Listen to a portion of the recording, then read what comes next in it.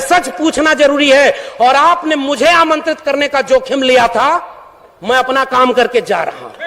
ऐसे मंचों पर आप हमें नहीं भी बुलाएंगे तब भी भारत के संविधान और मंडल कमीशन ने एक नौकरी दे दी है, हम वहां गुजारा कर लेंगे, हमें आपका वोट नहीं चाहिए। लेकिन मैं चाहता हूं कि इस मंच से घर जाने के बाद ये महिलाएं और बच्चियां, ये नौजवान अपने घर में अपने बाबूजी से पूछें कि आप तो धर्म को बचाने गए थे, मेरी शिक्षा, मेरी रोजगार, मेरी नौकरी और मेरे देश को बेचने वालों के साथ क्यों खड़े थे?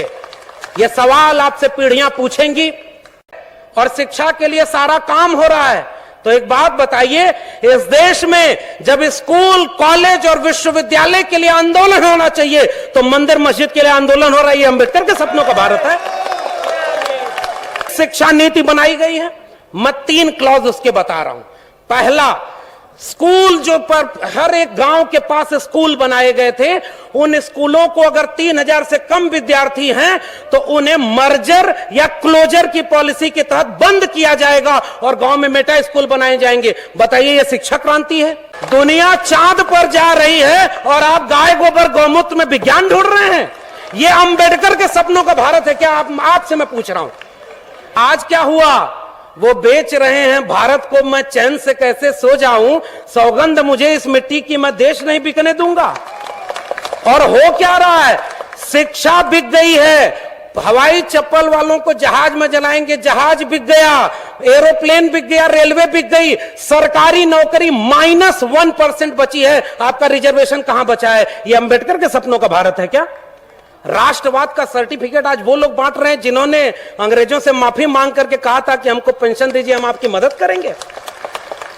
और वो लोग आज कह रहे हैं, उन लोगों को सिखा रहे हैं जिनके पुरखों के हाथों ने इस देश और दुनिया को रहने लायक बनाया। हम कमेरा जाति के लोग हैं।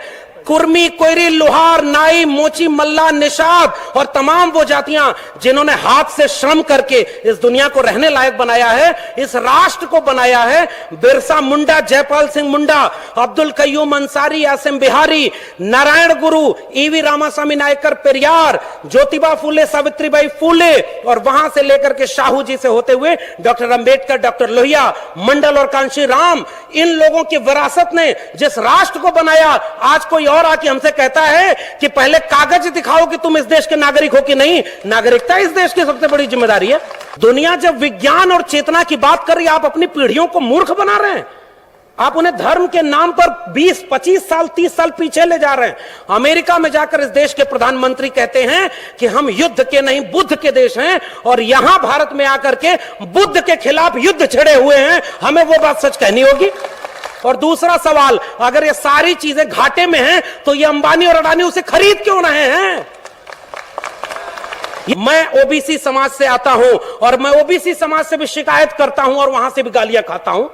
मुझे वोट नहीं चाहिए किसी का। हम अपने दम पर उस यूनिवर्सिटी के प्रोफेसर बने हैं, किसी के वोट मांगकर नहीं बने। तब तक समझते थे कि हमारे पुरखे, हमारे घर परिवार वाले मेहनत करके इलाहाबाद यूनिवर्सिटी पढ़ाए और इलाहाबाद यूनिवर्सिटी टॉप किया, दिल्ली यूनिवर्सिटी में जाके प्रोफेसर बने। तब तक ये समझते थे कि हम अपनी काबिलियत से बने हैं। लेकिन बाद में ये समझ में आया जब हमने अपने पुरखों को पढ़ा कि अगर इस देश में भारत का संविधान और मंडल कमीशन न होता तो मैं कभी यहां नहीं होता और आपके सामने खड़ा नहीं होता।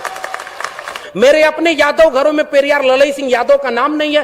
पेरियार ललई सिंह यादव ने क्या कहा था, मैं उनकी बात कह के रहा हूं। बलिदान न सिंह का होते सुना, बकरे बलिवेदी पर लाए गए, न काटे टेढ़े पादप गए, सीधों पर आरे चलाए गए, विषधारी को दूध पिलाया गया, विषहीन सदा तड़पाए गए। ये कहा था पेरियार ललई सिंह यादव ने।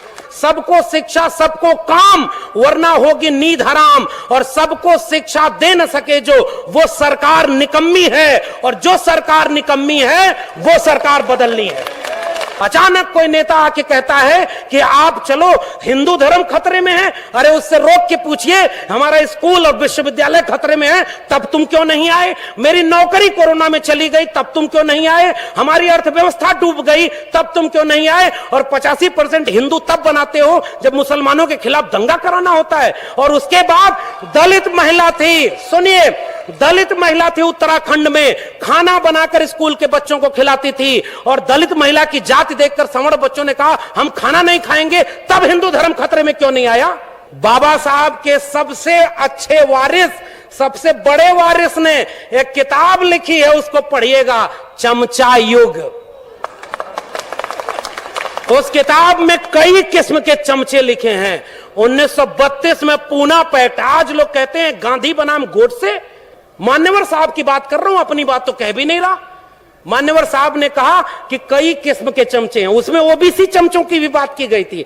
कुछ ओबीसी लोग ऐसे भी थे, मुख्यमंत्री कुर्सी चली गई और घर जब गंगा जल से धुलवाया गया तब उनको समझ में आया, अरे हम तो अगड़ा समझते थे, ये तो पिछड़ा है। लोग, जंगल के पक्षी मजाक उड़ाते हुए कहे कि इतनी बड़ी आग लगी है जंगल में, देश बेचा जा रहा है, हिंदू राष्ट्र बनाया जा रहा है, अभी अयोध्या झांकी है, मथुरा काशी बाकी है किया जा रहा है, और तुम अपनी चोट से पानी भर रही हो।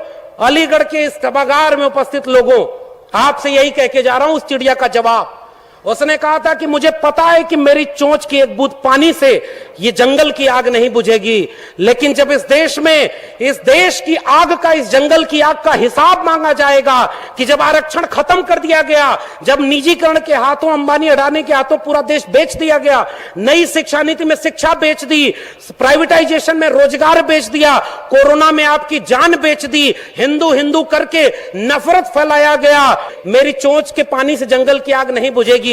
मगर इस आग का जब इतिहास लिखा जाएगा तो मेरा नाम आग लगाने वालों में नहीं, आग बुझाने वालों में शामिल होगा। जय भीम, जय मंडल, जय संविधान।